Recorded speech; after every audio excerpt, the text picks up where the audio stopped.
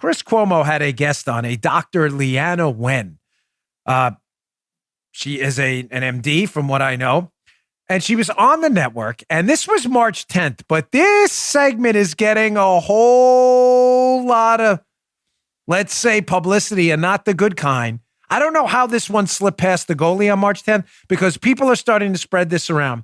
It is the one moment of honesty you've finally seen on CNN. Listen to Dr. Leana Wen explain the real theory behind the shutdowns and why you can't open up right now. Check this little gem ski out. There are many more people, millions of people who, for whatever reason, have concerns about the vaccine, who just don't know what's in it for them. And we need to make it clear to them that the vaccine is the ticket back to pre-pandemic life.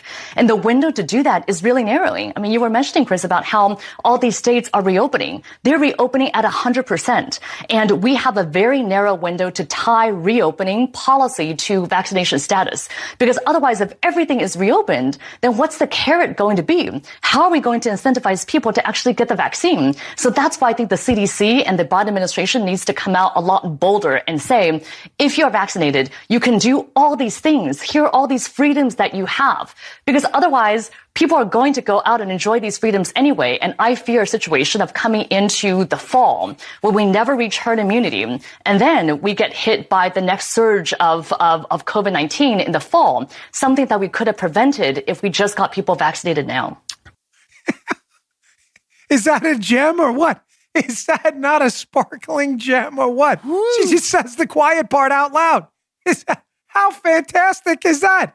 And by fantastic, I mean not fantastic. She finally admits what the true agenda is. We'll be really afraid if people go out and start enjoying freedoms again. Blaze has an article up. It'll be in my newsletter today, Bongino.com/newsletter. CNN analyst urges Biden administration to tie vaccinations to Americans' quote, freedoms. If everything is reopened, what's the carrot going to be? Now it all makes sense, ladies and gentlemen. Now we've got it. Here it is. Here it is. Because some of you who are rational out there, you're like, why would governors of big states continue to crush the economic livelihoods of the businesses in their state and the citizens that vote for them if the lockdowns have been shown pretty conclusively now to not be effective at stopping the virus? Matter of fact, Texas has reopened and dropped their mask mandate, and cases in Texas are dropping dramatically. So if that were the case, you would think to yourself, if you were a rational person, and I know many liberals are not, you would say, well, why shouldn't other states open up then? If these lockdowns are not stopping this virus, and Texas reopened, and we've seen evidence of cases after the reopening of Texas going down, why wouldn't we do that too? Because the left has always hated freedom and liberty. Always. We've been covering this topic over the last few days, and now you see it. Now, folks, that may seem on its face like the most obvious statement in the history of the Dan Bongino Show. But believe me, I'm going to go into some more detail about why this matters. The left has always been at war with liberty and freedom because liberty and freedom is a zero-sum game. Does everybody get this? You can't have a big government that has political power over your life while you're still free. Think about it. Think about it in terms of tangible, almost touchable material things. Money, healthcare, education, spots in a school, right? Either you're free to spend your money or the government takes it and taxes it away. What's the conservative position? What's the liberal one? The conservative position is we believe in economic freedom and liberty. We should pay as little taxes as possible to support a constitutional role of government, and we should be able to enjoy the fruits of our own labor. That's the conservative position. What's the liberal position? It's not your money. It doesn't matter if taxes are effective for growing an economy or not. We want your money. Shut your pie hole, losers. That's the left's position. Showing you it's zero sum. You can't be free with a big government. Either big government has power over you or you have power over your own life. Period. Full stop. Same thing with your healthcare choices. Either you control where you go to the doctor and who cracks your chest open, God forbid you have a medical emergency, or the government tells you where to go. Those two things cannot coexist. Either you choose or they choose. The left has been at war with your liberty and freedom, real liberty and freedom, your real economic and your real healthcare choices for centuries now. Centuries. School choice. You either believe parents can send their kids to the school they choose or the government mandates what school you go to. Period. Those two things cannot coexist. Conservatives believe you pick. Lefties think, go to the damn public school, keep your mouth shut, deplorable, smelly Walmart loser. The left has been at war with your freedom forever. How does this relate to the segment with the doctor I just showed you? Because whether the doctor knows it or not, she's being used by leftists because the left has a hard time legislating away your civil liberties. Again, they're at war with your liberty. You can't be free at the same time you exist under the power of a big government. It's either their power over your money, healthcare, and education, or it's yours.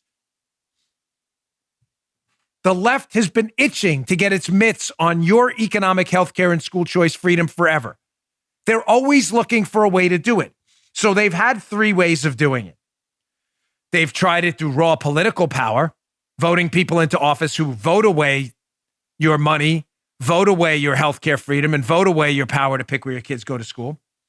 They've tried it through the courts, suing people, suing landowners to take away their land rights through environmental laws. That's method number two. Those two have been mildly successful, in some cases very successful, but not successful enough because the left sees your freedom and liberty like a big, juicy apple pie. They're like, yes, give me more of that pie. Give me all of it. I want everything. So what they haven't been able to advance politically and through the courts, they figured out tactic number three.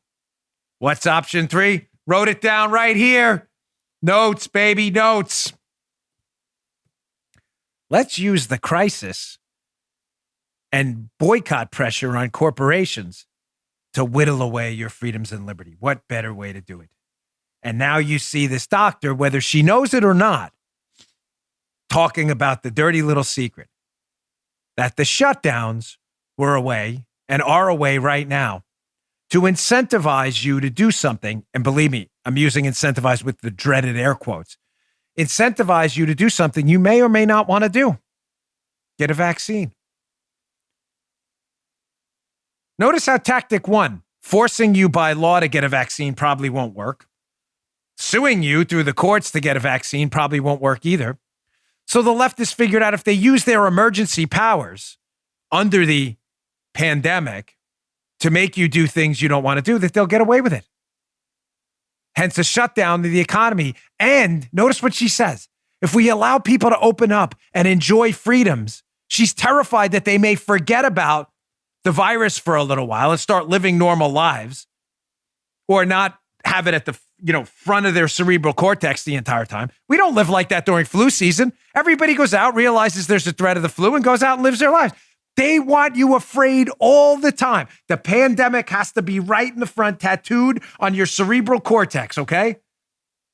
And they're afraid if you go out and start living your life normally again, going to the movies, going to restaurants and enjoy it, you'll say, gosh, that was good. I enjoyed being free. I get the risk of this virus, but I enjoyed being free. They're terrified. And she says the quiet part out loud. If we let people open up and enjoy their lives again, then we won't have that fear anymore. And there'll be no incentive to make them do something they may not want to do, which is get the vaccine. Verdict is in. Thank you, Dr. Leana Wen. Thanks for saying the quiet part out loud. Really appreciate that. So liberals know this. Liberals know it's tough to pass laws that violate people's civil liberties in the Bill of Rights. It's not impossible. They've done it before.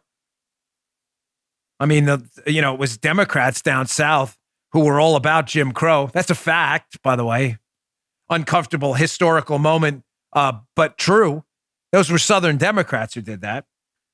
So it's not impossible for the Democrats to enact laws that attack people's civil liberties and the rights enshrined in the Bill of Rights, but granted by God, the Creator.